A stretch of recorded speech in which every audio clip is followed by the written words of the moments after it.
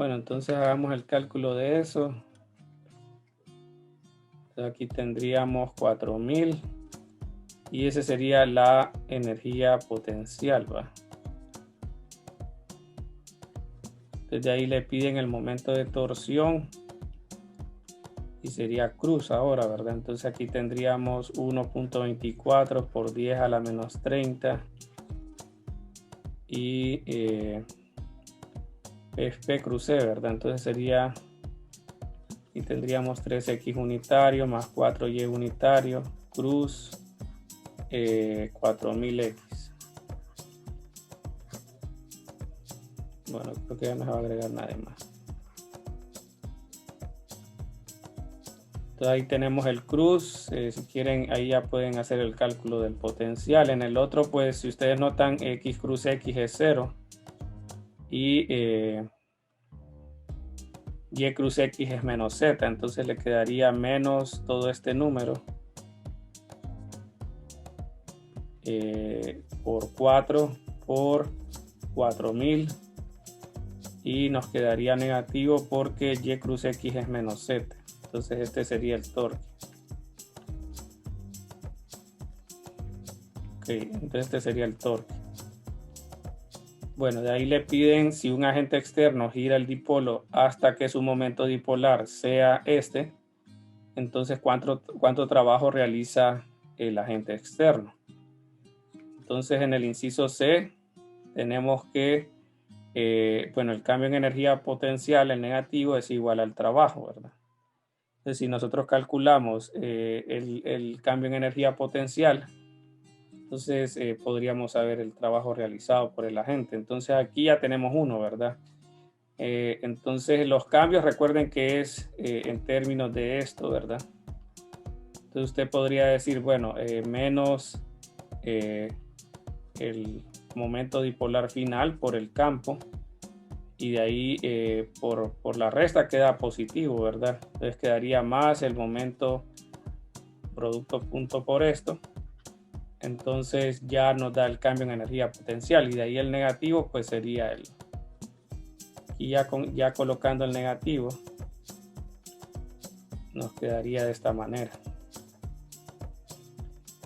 Entonces bueno, entonces si ustedes notan, colocamos la definición de U según lo que hablábamos del producto punto y de ahí le colocamos el delta U negativo. Entonces ya tenemos esto. Ya calculamos el inicial, entonces solo falta calcular el final, que sería con ese vector. Entonces U final sería entonces menos 4,3 por 1.24, creo que era lo mismo, ¿verdad? Por 10 a la menos 30, y lo escribí mal. Entonces aquí sería 1.24 por 10 a la menos 30. Y de ahí el campo que dijimos que era 4000x. Entonces, bueno, aquí con el producto punto habíamos dicho que solo sobrevive x unitario. Entonces sería este 1.24 por 10 a la menos 30 por 4000. Y entonces ahí ya tenemos UF. Entonces resta UF con UI y ya tenemos entonces el trabajo realizado por el agente. Pero bueno, ahí en el PDF que les pase hoy, si no les pase nada ayer, ustedes lo van a tener y pueden hacer el cálculo si gustan. Ok, entonces vamos a finalizar con la parte esta de Gauss, por lo menos mencionarlo.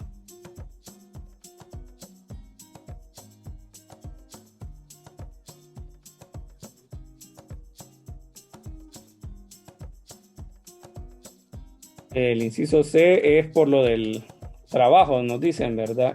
Aquí pedían, por ejemplo, dice que si un agente externo gira el dipolo hasta que su momento dipolar eléctrico sea este, entonces, ¿cuánto trabajo realiza el agente externo? ¿Va? Entonces, por lo que sabemos de trabajo y energía, Entonces, la disminución del potencial es equivalente al trabajo hecho, ¿verdad? Entonces, yo escribí delta U en términos de la definición con el momento dipolar. Entonces, por ejemplo, aquí sería UF, sería menos PFE punto EE, porque E fijo. Y la U inicial, la energía potencial inicial, sería menos PI punto E. Entonces, la resta nos daba, por ejemplo, como es final menos inicial, nos daba P.E menos, sí, P.E. Y aquí nos dio, vamos a ver, el primero debió ser positivo, no sé si nos va a quedar signo opuesto aquí, déjame ver. O sea, aquí lo que hicimos es esto, si lo pongo aquí, delta U sería menos PF producto punto E, ¿verdad? Y ahí por el menos PI quedaría al final más PI producto punto E. Todos vectores, ¿verdad? Pero como yo quiero el negativo de eso, entonces nos quedaría positivo y negativo, ¿verdad? Entonces por eso nos quedó esta relación que menos delta U es PF por esto menos PI por esto. Entonces ya nosotros teníamos este de acá. Entonces por eso no lo copié, porque básicamente este es como un UI según el problema. Y calculamos UF con el vector que nos dieron y el campo que es el mismo, ¿verdad? Que es 4000. Entonces de esa manera calculamos esto. Me avisan si está bien ahí.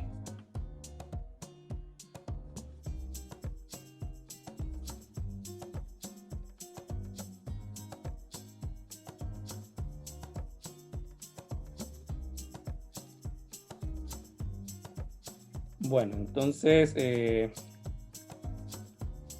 vamos a ver, aquí vamos a trabajar por lo menos, yo voy a tratar de hacerles más ejemplos, pero bueno, lo ideal sería que los vieran, ¿no?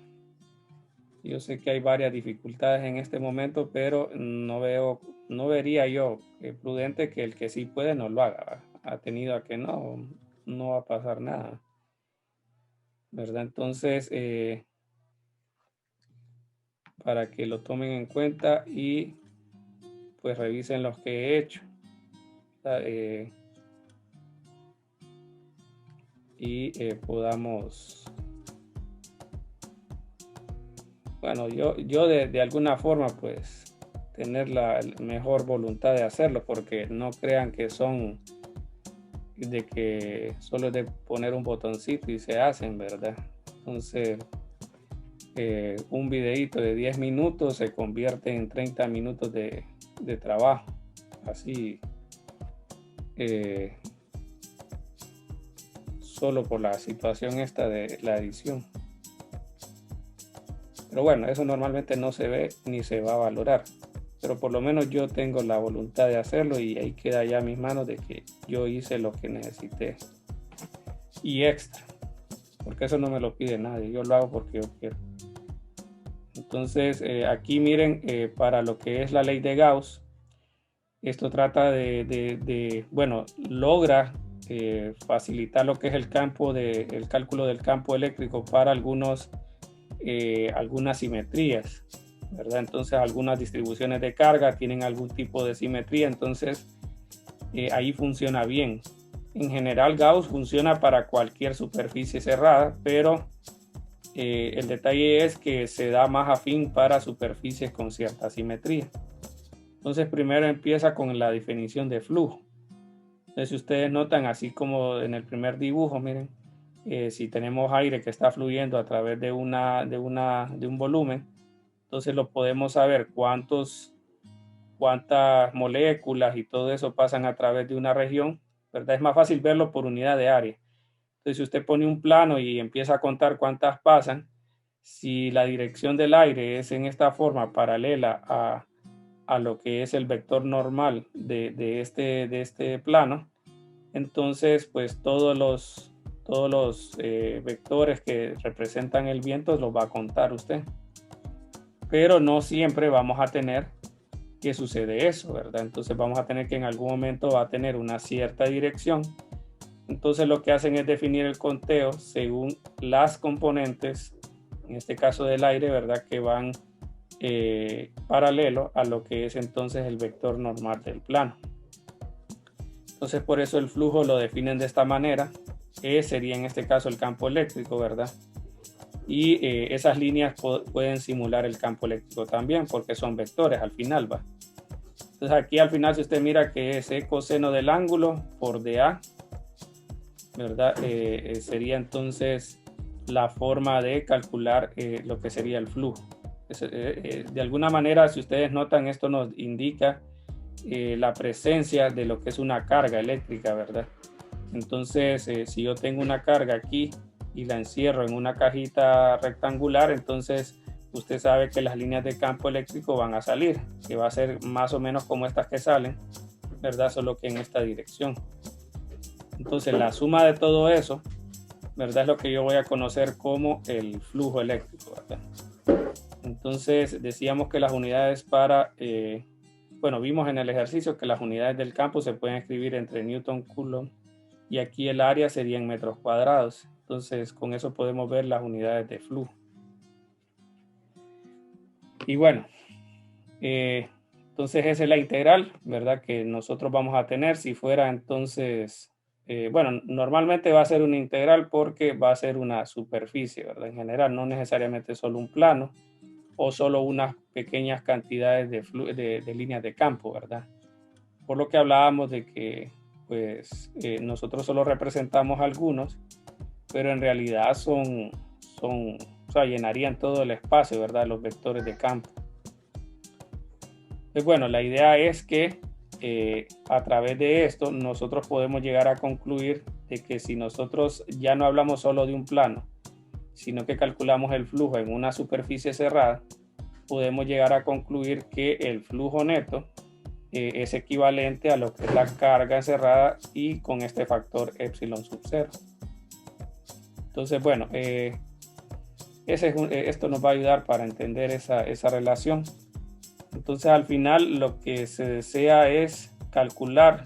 La otra es que es una integral doble, ¿verdad? Y es en una superficie cerrada. Lo que vamos a evaluar en este caso, ¿verdad? Como es producto punto de A. Y nos están diciendo entonces de que si solo hubiera una partícula sería de esta manera. Ok, entonces ya vamos a ver cómo se llega a eso. Noten que, bueno, aquí vamos a hacer esta aproximación. Nosotros vamos a, en primera instancia sería entonces, pues, asumir una superficie arbitraria, ¿verdad? Que es la que está más grande. Pero a su vez podemos simplificarlo si colocamos también dentro una superficie esférica porque tendríamos la simetría radial, ¿verdad? Entonces, si ustedes notan, aquí está esta pequeña región de la esfera, pero aquí se proyecta entonces en esta superficie arbitraria, ¿verdad? Por una diferencia de A coseno del ángulo. Pero ya vamos a ver qué sale de esta relación. Entonces, por ejemplo, si nos vamos a la definición de campo eléctrico, entonces esta integral de E producto punto de A se puede escribir entonces según la definición 1 sobre 4 pi epsilon sub 0 por lo que sería el vector, ¿verdad? Primero la carga, ¿va?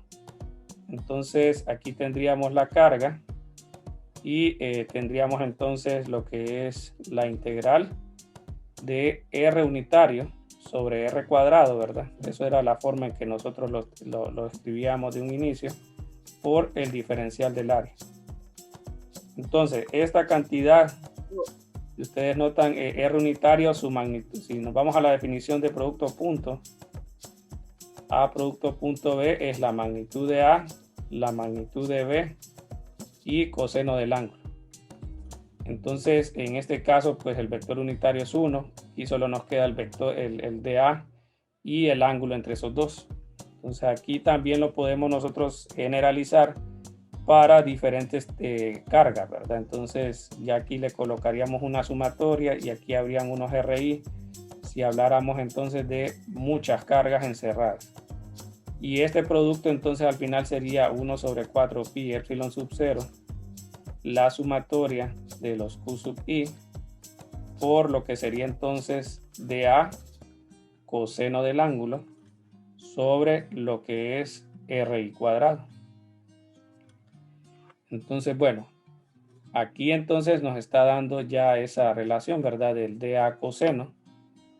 Y bueno, tenemos entonces que necesitamos reescribir eso, ¿verdad? En términos de lo que es el área, ¿verdad? Entonces aquí miren, por ejemplo, tenemos el área de la parte esférica y ya vimos nosotros, ¿verdad? Que se relaciona con el de la superficie arbitraria con este dA coseno.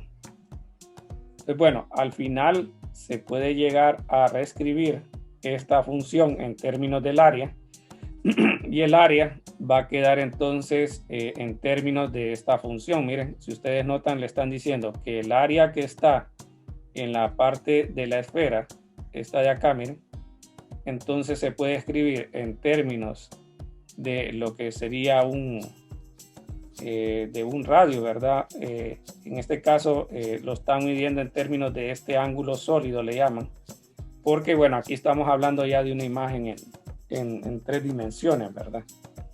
Entonces aquí si notan es el área sería R cuadrado teta, no me acuerdo si es así, el área de una sección, ¿cómo se llama eso usted?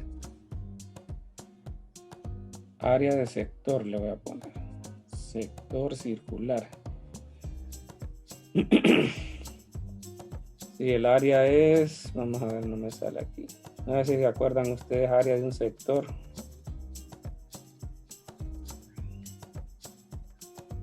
Y es R cuadrado teta. R cuadrado teta. En general es R cuadrado teta sobre 2, pero aquí lo dibujan. O sea, este es el ángulo sólido, ¿verdad? Que es esto que está aquí dibujado. Y este es el radio de lo que es el cono, ¿verdad? Entonces, esta sección la definen entonces como el ángulo sólido veces el radio al cuadrado. Pero, entonces eso, el ángulo, ¿verdad? Se puede calcular de esta manera. Si ustedes notan, primero tienen R de teta, que sería esta porción de aquí proyectada, ¿verdad? Entonces, si notan, aquí tendríamos un R. Entonces, nos tenemos que mover un ángulo teta para generar esta parte. Entonces, sería R de teta. De ahí en el otro, si ustedes notan aquí, tendríamos en esta parte de aquí R coseno. Este de aquí sería R seno del ángulo. Eso es lo que se proyecta aquí, miren. Pero si ustedes notan, lo que tenemos es básicamente un movimiento para acá que depende del ángulo phi. Entonces aquí tenemos un d phi, que es esta parte de acá, pero tenemos entonces esta distancia que llamamos R seno de teta. Entonces por eso esta pequeña sección la reescriben entonces de ángulo, ¿verdad? Como R de teta por R seno de teta de phi, que al final entonces queda de esta manera. Entonces esa área que nosotros tenemos aquí, o toda esta expresión, se simplifica a lo que es el ángulo sólido. Entonces, si ustedes notan, la expresión que queda es, bueno, aquí al final lo que hacen es esto, queda 4 pi epsilon sub 0 y aquí quedaría la sumatoria de todos los x sub i, pero esta área, toda esta relación se puede representar como el cálculo entonces de la integral de ese ángulo sólido, que queda seno de teta, dice. Bueno, que es igual, ¿verdad? Están diciendo que esto es igual a seno de teta y de phi, ¿verdad? Entonces, en este caso de phi, si usted nota, va de 0 a 2 pi. Y el teta, en este caso, entonces vamos a integrarlo. Y ese va de 0 a pi. Entonces aquí el ángulo, ya la integral, ¿verdad? Quedaría entonces coseno de teta. Y por el phi dijimos que era un 2pi. Y aquí entonces va de 0 a un ángulo cualquiera, para dejar una expresión, ¿verdad? Entonces la expresión para este ángulo sólido sería 2pi por coseno de teta menos 1, creo que queda, ¿verdad? Entonces esa es la relación de ángulo que nos queda. Creo que aquí lo tengo, vamos a ver. No, aquí no lo tengo. Entonces, bueno, con esa relación nosotros podemos evaluar lo que es el ángulo. Y si ustedes notan, es una esfera, ¿verdad? La que tenemos nosotros descrita ahí. Entonces, si nosotros evaluamos lo que es el ángulo de 0 a pi, nosotros estaríamos abarcando lo que es la mitad de la esfera. O sea, si usted nota aquí está 0. Si nosotros abarcamos de 0 hasta pi, llegaríamos más o menos acá, miren, y allá tendríamos la mitad de la esfera. Entonces, al evaluar el ángulo de 0 hasta 4pi, nosotros logramos abarcar lo que es, perdón, de 0 a pi medios, llegamos a, sí, de 0 a pi medios sería hasta aquí, sería la mitad de la esfera. Te abarcaría toda esta parte, perdón. Y si decimos entonces de 0 a 2pi, entonces abarcamos ya toda la esfera. Entonces, al evaluar eso, nosotros vamos a encontrar que ese ángulo sólido, al final, cuando usted abarca toda la esfera, le da 4pi. Entonces, le queda toda esta sumatoria por 4pi. Y al final, entonces, le queda que el flujo, ¿verdad? Todo esto es equivalente, entonces, a la sumatoria de los x sub i sobre epsilon sub 0. ¿Verdad? Pero eso ya lo vamos a aplicar nosotros con la relación esta ya como la relación de Gauss. Vamos a ver algunas simetrías, ¿verdad? Y con eso entonces vamos a evaluar el resultado este. Entonces, bueno, solo que aquí es menos coseno, ¿verdad? Aquí quedaría menos coseno más 1.